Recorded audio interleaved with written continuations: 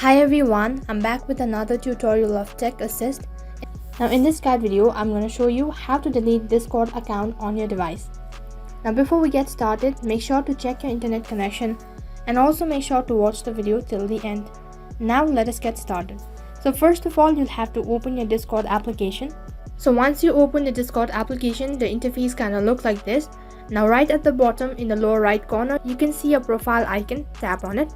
So next you will land inside user settings, and under it you can see different options. So on the second option you can see my account. Tap on it. So as you tap on my account, you have the account information.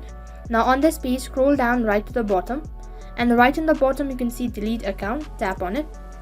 Now as you tap on delete account, there is a pop-up window, so you'll have to enter your password in order to verify your account. So enter the correct password that is associated with your Discord application. Now once you're done entering your password, tap on delete, which is in the lower right corner.